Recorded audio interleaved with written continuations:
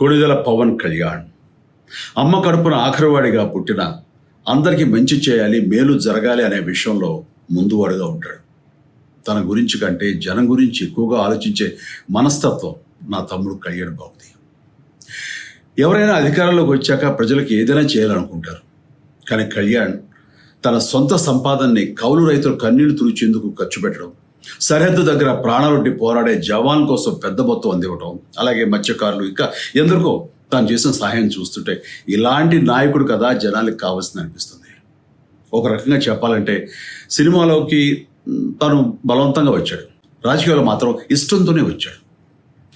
ఏ తల్లికైనా తన కొడుకు కష్టపడుతుంటే గుండె తరుక్కుపోతుంది. అలాగే ఏ అన్నకైనా తన తమ్ముడు అనవసరంగా మాటలు పడుతుంటే బాధ వేస్తుంది. అలా బాధపడుతున్న నా తల్లికి ఈ అన్నయ్యగా ఒక మాట చెప్పాను. నీ కొడుకు ఎంతోమంది తల్లుల కోసం, వాళ్ళ బిడ్డల భవిష్యత్తు కోసం చేసే యుద్ధం అమ్మా ఇది. మన బాధ కంటే అది ఎంతో గొప్పది అన్నాను. అన్యాయాన్ని ఎదిరించకుండా మౌనంగా ఉండే మంచివాళ్ళ వల్లనే ప్రజాస్వామ్యం మరింత నష్టం అని నమ్మి జనం కోసం జన సైనికుడు అయ్యాడు. తాను బలంగా నమ్మిన సిద్ధాంతం కోసం తన జీవితం రాజకీయాల్లోకి అంకితం చేసిన శక్తిశాలి పవన్ కళ్యాణ్.